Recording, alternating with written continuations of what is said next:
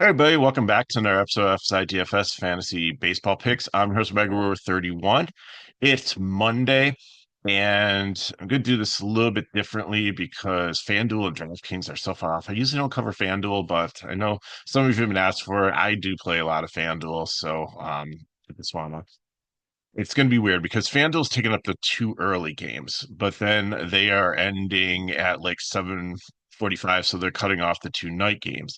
DK is cutting off the two early games, and they're going to have an 8 game slate, including the 9:40 and the 10 o'clock game. So you've got a whole sandwich of games around like the 7 to 7:45 time, then a couple hour gap. So hopefully we'll have all the lineups in time. But I do believe that on DK, we run the risk with weather at the San Diego and Yankees game to be rained out. There's like a 96 to 100% chance of rain throughout the whole game. I don't see how they get it in. They'll probably postpone like long before the slate even locks. And then the Guardians and Nationals, that's on the FanDuel slate. Their slate might drop down to a 6 game slate because that one looks pretty bad from the 6 o'clock hour to like about 10 o'clock. And I don't know if they want to start the game that late. Um, Maybe they, with 2 other days coming up, they might be able to be a little bit more flexible with that. So we'll see how those play out. But it was a miserable weekend for weather in baseball, and it really affected a lot of the games and decisions on like, do we play these teams? Don't we play these teams? And it was just it wasn't really profitable because it was just such a guessing game. But I do like today's slate. I think there's some really nice ways to go.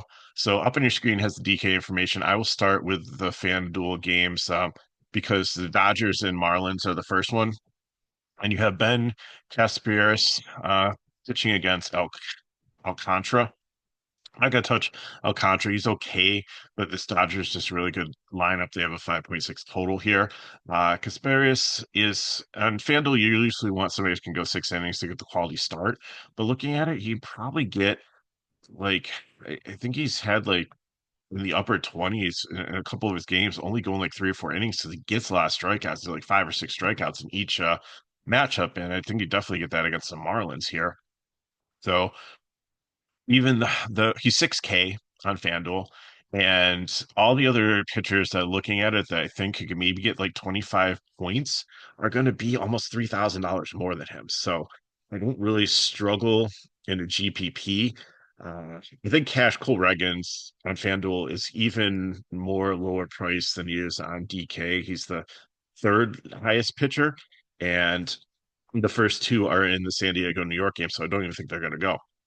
But I think in a GPP, Casparius is somebody that you can consider. You can get every single Dodger and you want, and other really good bats. You make really nice lineups if you go that way. But I don't feel it's a cash play. And cash, I think you need to have not Rodon, Reagans, but for GPP in play there. Uh, Dodger bats, any of them. Marlin bats, just be a contrarian thing. Then you have the Cleveland and the Nationals game. Again, I think it's going to rain out. I'm not even going to discuss the pitchers or the batters. It's just I don't it's going to rain out. I'm pretty sure, and if it does play, the conditioners will be bad. I'm not playing the pitchers, and I really, after what I saw this weekend, I mean, if you want some leverage and you're playing like dollar games on FanDuel, then I'm cool with it. Like, just I'd maybe take the Washington lefties here against Ortiz, but he hasn't been horrible. Um, I think that the top six are all going to be lefties or switch hitters there for you. And then on the Cleveland side of it, I think it's be the same thing. I think it's the top six are all going to be lefties. So if you're playing GPPs, just stack them. I wouldn't take them any of them as one-offs or anything, or just fade the game. Yankees and Padres, again, if the weather changes and clears up, but the wind's blowing at like 12 miles per hour, it's not going to be a great. If the pitchers can go and there's no threat of like a delay in game, then green light, both pitchers, good matchup. I mean, Pivetta gets a park downgrade here. Rodon's been pretty solid. The Padres are starting to get some pieces back. Like Merrill should be back in the lineup, but it's lefty on lefty there. Reza is already back in the lineup. So I'd probably just stick to some of the maybe the three righties on top if for some reason the rain clears up and it's gonna be a sunny day or sunny night there, then Tatis, Machado, Xander, Bogarts had a pretty good game with RBIs yesterday. Other than that, I really don't want anybody else here. And then on the Yankee side of it, Grissom, Rice, Judge, Goldsmith's been hitting pretty well for average. Bellinger, Wells, the usuals. Cincinnati at Atlanta, Brady Singer and Smith Schwarber. Singer's been doing pretty well, but this Atlanta, 70 degrees, really nice weather, no threat of rain, wind blowing out, 8 miles per hour, pretty good hitting conditions here. So I think Singer's in play in the medium range, but at 8-8, I think I like Boyd and Miller, even though he's had some control issues, a little bit better. So in play.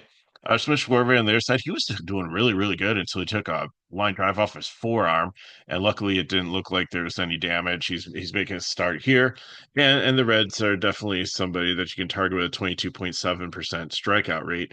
Atlanta, that's another reason kind of like I'm on the fence with Singer here. 88 is like their strikeout rate's down to like 17.6. They've been doing pretty well with plate discipline. They're starting to get a little bit more healthy. Acuna's not back yet, but he's getting better. Verdugo's been a great replacement on the top when Harris wasn't working out.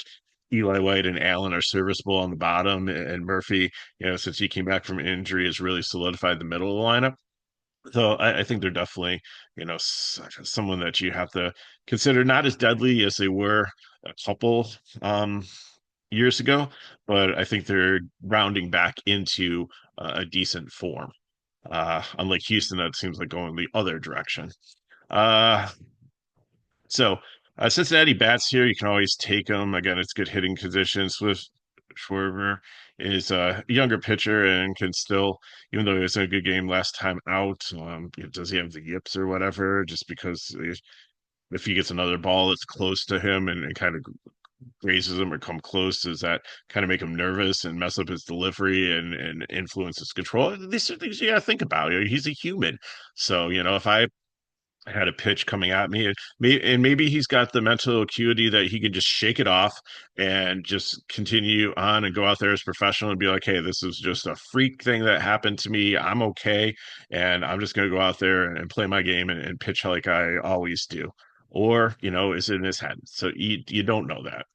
And that's what the beauty of the game is. It's played by humans and not robots. So there is nuance and there is surprises and there is people that have like great games and letdowns. Like if you watch the NBA Finals last, like Buddy Hield out of nowhere, like had a monster game, and if you look at like statistics and stuff, it's just said he shouldn't have hit like 9 3-pointers and gone off like he did, but he had a night. Baseball players can have a night. Baseball players can have a cold night. So that's why we love this. So Cincinnati bats, Friedel, De La Cruz, Stevenson's back in. Steer's been hitting pretty well, but he's righty on righty. So I think if you want to take Cincinnati in a GPP, then I'd probably take them as a stack. I mean, if you have like a lot of salary left and it's like shortstop open, you want to throw De La Cruz as a one-off in there and can afford it, yeah, I'm good with that. Atlanta, again, I think that they make a decent top stack here. I definitely like Kansas City, Arizona, and the Mets better. But I think if you're building multiple lineups, that they definitely work here. So Verdugo, Riley, Olson, Murphy, Albies, Ozuna, I'd probably just stick to the top of the lineup and the first six, pick your favorite 4 or 5, however you want to stack it. Giants and Cubs, wind blowing in at Wrigley, 8 miles per hour, so that makes pitching a little bit better. 51 degrees, a little bit cooler, so that helps with pitching also. Roop hasn't had a bad start this season, but this Cubs offense has been like on fire, putting up runs, really, really solid. So, and really like there's very few holes in this. Like they're all even the bottom lineup starting to come together here. And like Swanson, who used to be like hitting high up in the orders, like batting eighth now. Like maybe Nicky Lopez and Horner every so often can have a down game, but he can still steal bases. But Crow Anderson, like it's in the seventh, is really coming along as a young player, and like we knew he was like highly touted. He's living up to the hype. So Roop, I think, is kind of dangerous here. Boyd, I really like last time out was doing really, really well, and then got a strike that should have been called a strike, called a ball, put a guy on base, and then I think he went like 16, 17, 18 more pitches and just you have a couple more runs and his his score wasn't as great as it could have been. I think I'm okay going back to the well here, especially with the hitting conditions. San Francisco, even though it's a park upgrade for them, they're gonna go all righty, except for Lee. They were just playing the Rockies, which funny story. I stacked San Francisco all weekend long. And he plays Soler. Like I took down a daily tournament because in the limited with because I stacked San Francisco because for some reason I thought they were in course and I just kept on playing them and playing them and playing them, and it worked out well. But I guess the Rockies are just that bad down the road, also. So, anyways, so they come into playing the Cubs. They have better pitching against them. They have a better bullpen against them now. So I think that they're a good GPP cheap team, but I put them on the bottom because I like St. Louis, Seattle, and Pittsburgh better than them.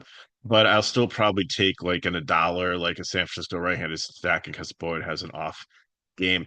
Really like Boyd as the top of the medium build, so I consider him as an SP2 if you can get up to him. And it's between him and Miller and Miller's control. I'll get to that in a little bit. It's just been off, and I like the matchup here against the Cubs in the hitting condition in the conditions of the park a little bit better. That wise, like I said, San Francisco stack, Cubs, favorite GPP stack here against Roop. Top of the lineup, just take who you want. I still struggle paying 5-4 for Kelly at catcher. I know he's been good, but I really like him against a lefty, against a righty. So I usually leave him out of stack and go with a cheap catcher because everybody else is so expensive up here. They're almost getting to Dodger pricing. You get a little bit of discount with Hap at 4-3, but I usually would rather put Crow Armstrong in than Kelly. So sometimes I go 2, 3, 4, 6, 7, and I just skip Hap and I go with a Horner, just so I don't have too much of a gap between Bush and Armstrong. But if for some reason Armstrong moves up a little bit in the lineup, then that makes it a little bit easier to get to. White Sox in Kansas City, Shane Smith and Cole Reagans, 71 degrees here, wind blowing at 5 miles per hour. So it's kind of neutral hitting conditions. Smith hasn't been bad, but Kansas City is a 15.4% strikeout rate. So I don't think Smith is, I have him in the fade, no interest. It's more of a no interest in fade just because I don't see the K upside in this Kansas City lineup when they have by far the lowest K rate in baseball. So I again, if you're mass multi-entering, probably okay, but not going there myself. Cole Reagan's lock as the number one pitcher. But here's the thing. If you've watched these videos for years, you know that starting back in, I think, maybe 2015, 2016, almost 10 years ago now. I came onto this thing where I stacked Cleveland and the Los Angeles Angels. Rozier Trout was out, and I stacked them every single game of the season in a dollar. And I actually ended up taking down a couple tournaments through the course of the season, and my gross was over $1,000. So each year I've been trying to find two teams to pair together, and it's a little clunky in the beginning of the season because you have to look and see what positions fit well together. And recently, in the last week, I think I found my combination for the year. Now, it's not going to work on the slate because one of the teams is off, but I really like playing these cheap White Sox players. And all might change because they have some guys that are injured that might come back soon and screw this all up. But I love the White Sox and the Red Sox, how they pair together. The Red Sox have some really decent, expensive bats and a lot of like flexibility in like the infield because that's where sometimes it's a barren wasteland. But you have between Story and Devers and Bregman. I liked it when Bregman was second and third base eligible, but now you've got two third base eligible ones. So a DK you have to kind of choose. Maybe that will change at some point. But with the Red Sox, is Chase Meardroff is an outstanding young ball player. He has the tools to have power. I don't think he has many home runs already, but his hard hit rate is good. He hits the ball hard. He puts it in play. He's fast. He can steal bases. So I don't know. Maybe he's gonna turn into like an Altuve type player down the road. But I really love what I've seen recently. I watched the game on like Thursday or Friday night, and I was like amazed at like how well they're playing. And they get a lefty here in Reagan. So Luis Roberts is like I said, he's a really good ball player, stuck on a really bad team. Um, but I think he still is not pouting and trying to get out of there and not doing like the Jimmy Butler in Miami, although Miami wasn't a bad team. But you know what I'm talking about, like when you have like a really good player and everything's falling apart, where they were brought up as part of like a championship team where like 3, 4 years ago, like we thought the White Sox were going to be like World Series bound and they crashed so hard. But that happens in sports. But again, Roberts has been solid, and I really like playing him there. Vargas, who came over from the Dodgers, has some power, and I watched the telecast, and that's what it pays to like actually watch some of these games. I love having extra inning package because I flip from game to game to game and just check out different players and scout during the course of a night. And they were talking about the same thing like with Cassis, is they were talking about how he stands at the plate, and they were making adjustments to him. And I think you talked about moving his hands up more, and he's been hitting the ball better. And at 2.8, that's a good value there. He has some power to hit some home runs, and I love him when he's in the third spot here. Kiro is a really good young catcher here at 3.5. And then Vaughn is cheap and has some power. And then the bottom of the lineup, like Taylor has some speed there. I don't know about Sosa, Baldwin, and Amaya. Take him or leave him. But there's enough place to make this like if you're stacking the White Sox to take like three of them and fill in with the five Red Sox. So uh, against the top pitcher tonight, I wouldn't recommend it, but I will have a GPP stack of them definitely. And Kansas City have the highest total on the slate, other than the Yankees and Padres. No, I think that was lower because it's good pitchers. Yeah, so. Uh, Royals, if you're not playing on FanDuel, on DK, have the highest total of the night at almost 5. So definitely can take any of them here. India, Witch, Pasca, Tino's a nice value. Garcia had a monster game yesterday. I think he almost put up like 30 DK points. Massey is really cheap at 2-3. Renfro, I only take him against lefties. That's used to be a specialty. He has been good as recently, but Waters on the bottom isn't bad. Isbell's got some speed, so if you're doing like a wraparound thing to try to save money, but like you really don't have super expensive pitchers here tonight. So I think you can definitely get in the Kansas City bat you want and find some value to make it work. Next up, we have Houston and Milwaukee with Blanco and Myers. Blanco is a good pitcher, except for against lefties, and there are some really scary lefties on this Milwaukee team, and Trang and Yelich, and Frelick is banged up, but if he's in the lineup, that could really be a benefit to Milwaukee. Rake Bowers has some power against righties as a lefty, and we'll have to see if they mix other people in the lineup that don't normally play, but come out if they know somebody struggles against lefties. And Myers on the other side, like he came back from injury. I've said in a couple other videos, like his first start out there, they said he was just rusty. His second start, he got pulled right away because he had no control, and the manager said he had a rusted bullpen and that he wanted to send a message to Myers that he needs to get his stuff together and figure it out and figure out how to regain control, or he's not going to be out there pitching. But he gets to start again here. So I really like Houston bats here, but Houston bats are an absolute mess because you've lost Bregman out of that lineup. You've lost Tucker out of that lineup. And I think there were some others that have exited earlier. Alvarez is dealing with a hand injury. I don't even know if he's going to be. He's not even in the projected lineup. So it's going to be all righties here. Tarantini is a switch hitter who's okay, but he's not Alvarez. So there's like going to be no lefty. So this makes it, I don't have Myers as a fade, but I don't know how deep he's going to go in the game. He's usually a reliever, but they think he can go like out there and go 5 innings if he needs to, that he is stretched out. So it's a cross, and he's super cheap at 5.7 here. So in a GPP, I would definitely take a shot at him. Blanco, I don't really like, but I mean, at 7.3, like you don't really have like a ton of cheap options here. I think between him and Smith Shaw in that range, it's just like this mid range is just terrible. I think the pitching, like especially if this San Diego New York game gets rained out expected, it's a desert for like good arms tonight. So So it's got to make in a smaller slate. It's got to put Myers in play.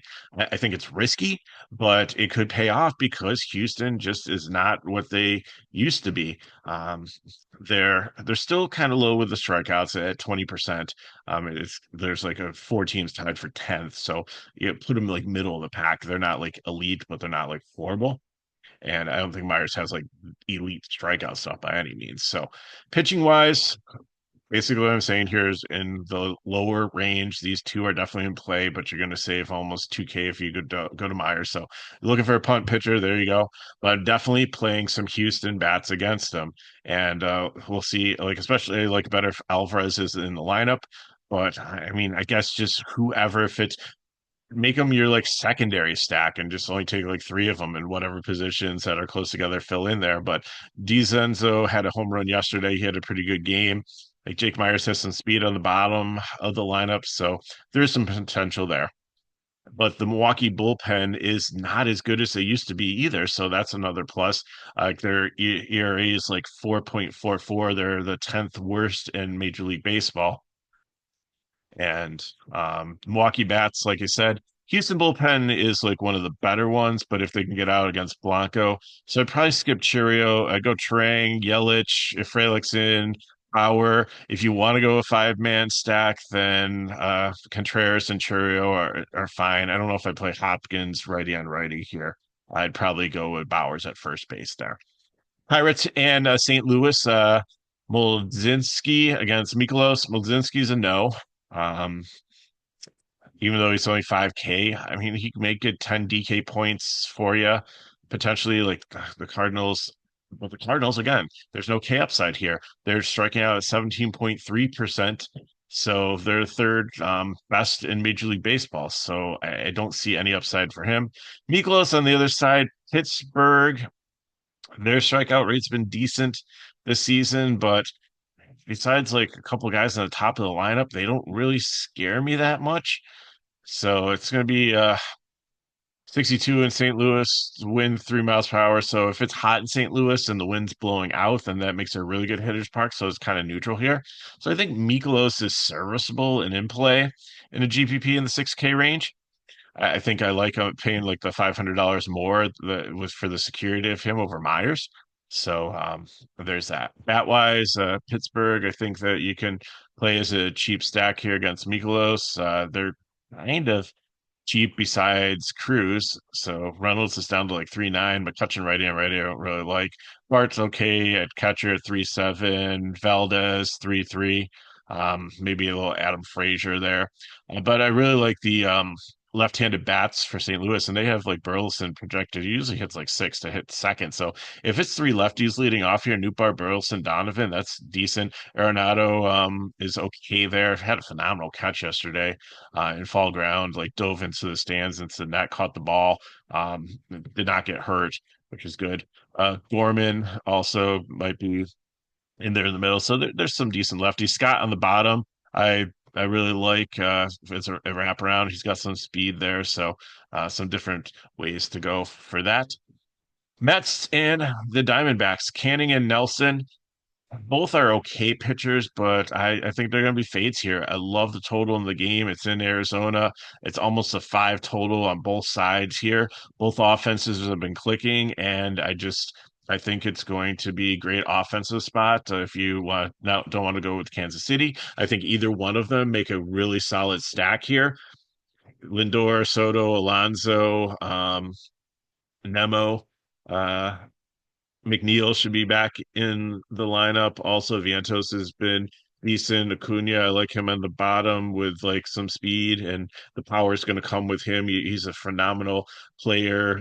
Not as far along as Pete Crow Anderson as I was talking about with the Cubs, but I really like Acuna from Atlanta. It's his little brother, Luis Angel Acuna here. I play him in a lot of my stacks, and he's been pretty serviceable. He just grinds points, and I think it's just a matter of time before And there's been some nights where he's gone off and had a couple stolen bases, a couple hits, and had a really nice score at the 3K level for me. So really happy with that. Diamondback side of it, the only thing I really hate about the Diamondbacks now is that Pevin Smith is no longer outfield eligible on DK, so you have to pick between first baseman here between Smith and Naylor, and it leaves like a gap in your lineup if you're trying to and this is like the all infield team. So if you're stacking, you got to find a team that has like all outfielders, like St. Louis, like the first three of them leading off could be. So I mean, that could work for you. Um, but like besides Carroll, like Thomas and Gurriel, like you're doing a wraparound now, and Perdomo now is down at the bottom of the lineup now that Ketel Marte is back in for the second spot. So you have a lot of different ways that you can go with Arizona, like stacking both of them there. Final game we have is Seattle and the Athletics. We have my Miller and Severino. Like I said, I really like Miller's pitcher. He's getting some strikeouts, but control the walks are there, and the A's, they're this is going to be a park upgrade for them going back home. Although the wind is blowing at 13 miles per hour, it's going to be 82 degrees. I think it's going to be a good hitting condition. I think Miller's a little bit risky. I hope I can find the $200 more to get the Boyd, but if you can't, then I think Miller's serviceable. And then Severino is he's been decent, but Seattle, they're not striking out as much. They are like last year, they were a high strikeout team. This year, they're second from the bottom at 17.3, and they hit right-handing pitchers really well. So Crawford, Polanco, even Rodriguez, Rosarena, I think had a hamstring pull, so he'll be out of the lineup. But Raleigh there, Tellez at the lefty there. I think there's a lot of upside here for all these bats against Severino. So I think he's in play, but I really like the Seattle bats much better here. Athletic bats, I think you can also I think Miller's probably gonna have a lot of ownership of the SP2, so I think they're going to be a leverage stack, but still Butler, Soderstrom, Bleday, Langoliers, Rooker, maybe even Wilson, even if it's righty and righty. With the control, I think he's still fine to get on, has some power, can steal a base, hits pretty well. So any of the top six there. So let's look at the build and get you on your way for your day. Like I said, for FanDuel, I'm not going to show that on here. For FanDuel, I took the Dodgers and in for my GPP with Prius there, and then I filled in with three Houston bats, and then in your utility you can pick whatever. Like I think I ended up like 3,400 left, whatever play you want there. For my cash one, I took Reagan's, and then I took the KC bats, and then I filled in with St. Louis bats, and it left me a lot of money left in my utility where I could probably throw another Dodger in there if I wanted to. But for DK here, Reagan's SP2, this is so hard because I really want to try to get in Boyd, but I'm about $100 or $200 short for the build. So I want to wait till see the lineups come and maybe I can make an adjustment and figure out. Maybe I'll come off of St. Louis, but I want to go with Kansas City, Pascatino with there. India, I could also play India in the outfield, and maybe then play Garcia there at third base, or maybe he's second base eligible on DK. He's definitely in play. But I really want to get Kansas City bats in there. I'm going to fill in with St. Louis because I like how they all like have outfield eligibility here, and it makes it work because Kansas City, you really don't. Besides India, you don't have outfielders. It's kind of the same problem as Arizona. And Reagan's is going to be top pitcher, and there's probably going to be Boyd or Miller there. And GPP, maybe I'll go with like an Arizona, fill in with some Mets bats, and maybe I'll give Myers a shot there, using kind of my cash basis, but putting a different secondary stack in with a lower SP2.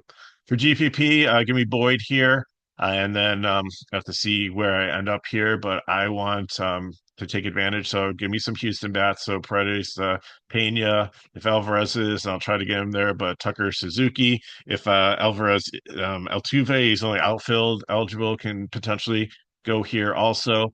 For Armstrong, maybe I'll throw in there if I want to try to get better SP2. I'm probably not going, probably go Carantini or Diaz here. I don't think I'm going to pay up for Kelly in the catcher spot. And again, you could go corner. I don't think Houston has a second baseman um, that's going to play in the game. Or no, Brendan Rodgers. So, and you could do that as a wraparound stack. So there's some ways to go there. So that's what I got for you. If you have any questions, put them in the chat below. Hit me up at MegaRow31 on Twitter/X. If you want more information on FSi DFS, you can go into the description of the video, and there's a link to get to our website to get our packages.